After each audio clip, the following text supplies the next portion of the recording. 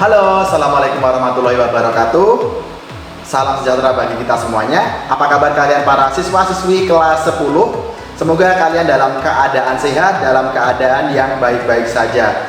Nah, dan semoga kalian juga masih terus semangat meskipun kita menjalankan pembelajaran secara daring. Nah, semoga pembelajaran daring ini tidak menyurutkan semangat kalian untuk terus semangat mencari ilmu, untuk semangat belajar.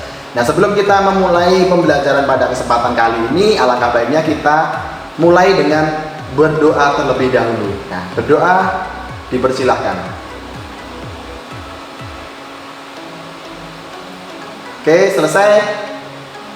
Nah, semoga dengan doa yang telah kita panjatkan tadi, kita diberi kemudahan, kita diberi pemahaman atas materi yang akan kita pelajari pada kesempatan kali ini. Nah, pada kesempatan kali ini di mata pelajaran teknik informatika kita masuk ke materi teknik komputer. Materi teknik informasi kali ini kita akan mempelajari interaksi antara software, hardware, dan brainware. Nah, apa itu software, hardware, dan brainware? Kita akan simak ulasan atau kita simak penjelasan berikut ini. Nah, oke, ini mata pelajaran kita Teknik Informatika SMA kelas 10 semester 1 dengan saya sendiri Eko Kusmanto. Nah, materi atau bab yang akan kita pelajari adalah sistem komputer, yaitu interaksi antara hardware, software, dan brainware. Nah, ini kompetensi dasar dan tujuan pembelajaran. Kompetensi dasarnya adalah memahami interaksi antara perangkat keras, perangkat lunak, dan pengguna. Nah, sedangkan tujuan pembelajarannya sendiri, peserta didik diharapkan dapat menyebutkan dan menjelaskan berbagai perangkat keras dan perangkat lunak komputer dan smartphone beserta fungsinya. Kemudian yang kedua, peserta didik dapat menjelaskan interaksi antara perangkat keras, perangkat lunak, dan pengguna. Nah, berikut struktur sistem komputer. Nah, sistem komputer dibagi menjadi 3 bagian, yaitu ada hardware, software, dan brainware. Pada hardware dibagi menjadi 4 komponen ini, ada perangkat pemroses, perangkat input, perangkat output, perangkat penyimpanan. Sedangkan pada software sendiri dibagi menjadi 2, yaitu sistem operasi dan program aplikasi. Di sistem operasi ada Windows, ada Unix, ada Mac atau iOS. Sedangkan pada program aplikasi ini contohnya aplikasi perkantoran, aplikasi multimedia, ada aplikasi utility. Sedangkan pada bagian brainware ada manajer IDP, ada analis sistem, ada programmer, dan ada operator. Nah, hardware. Apa itu hardware? Hardware ya adalah bagian dari sistem komputer sebagai perangkat yang dapat diraba, dilihat secara fisik, dan bertindak untuk menjalankan instruksi dari perangkat lunak atau software.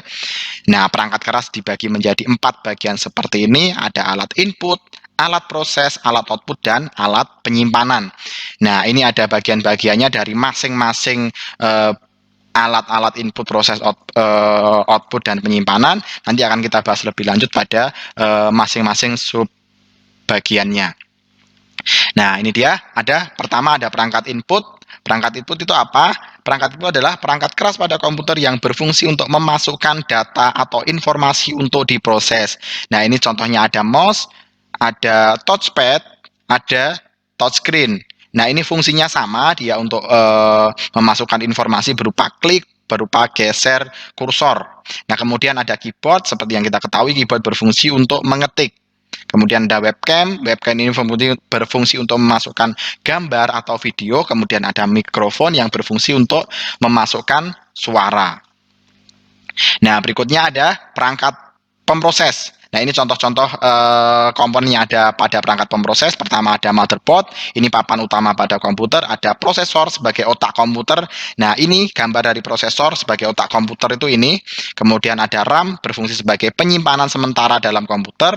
Ada power supply yang berfungsi sebagai pembagi tegangan atau sumber tegangannya di sini. Kemudian ada hard disk yang berfungsi sebagai penyimpanan internal, ada DVD drive yang berfungsi sebagai pembaca CD, ada memory reader sebagai pembaca memori, ada wireless adapter yang berfungsi untuk menyambungkan kita dengan wireless atau WiFi, ada VGA card dia yang memproses bagian gambar.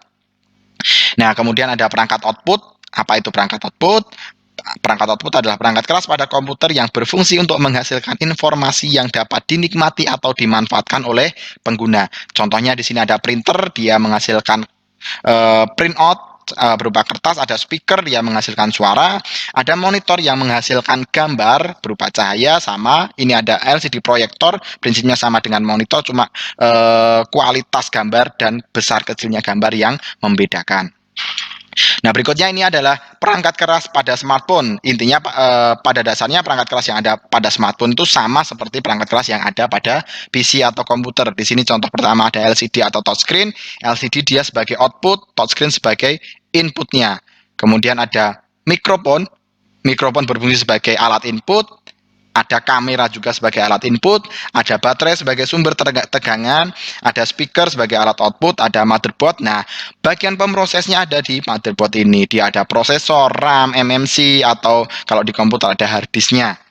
Nah, itu pada smartphone. Kemudian ini ada software. Apa itu software? Software adalah perangkat lunak atau sistem yang mengatur sumber daya dari perangkat keras dan perangkat lunak, atau sebagai jembatan antara hardware dan software. Nah, itu pengertian dari sistem operasi. Ini contoh sistem operasi, ada Windows, ada Android yang kita gunakan pada smartphone, ada iOS yang digunakan pada produk-produk Apple, ada Linux. Nah, kemudian ada program aplikasi. Nah, apa itu program aplikasi? Adalah software atau perangkat lunak komputer yang dibuat untuk melakukan tugas tertentu.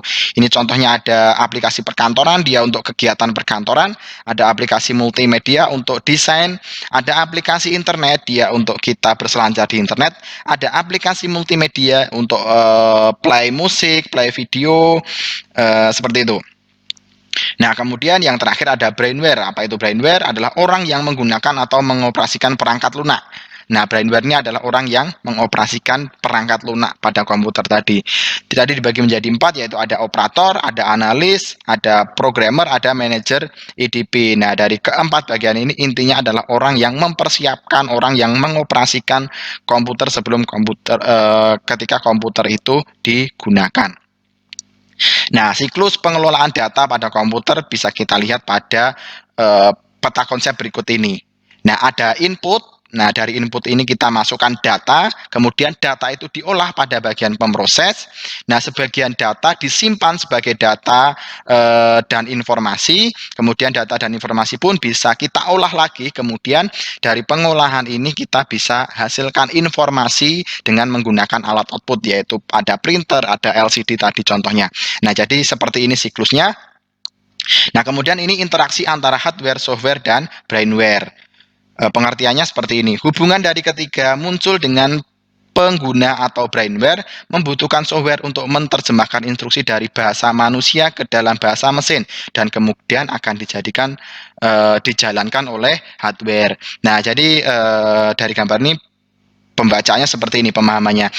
Pengguna atau user dia menggunakan aplikasi. Nah, dari aplikasi itu kita akan dijembatani oleh sistem operasi yang kemudian data yang kita masukkan tadi lewat hardware ini, ada alat input, output tadi, data diproses, kemudian dari data yang diproses itu kita membutuhkan sistem operasi lagi untuk menjembatani kita dengan perangkat output nantinya, kemudian ada juga aplikasi yang bisa menjembatani, dan akhirnya yang terakhir kita bisa menikmati data atau bisa menikmati informasi dari data atau informasi yang kita olah tadi.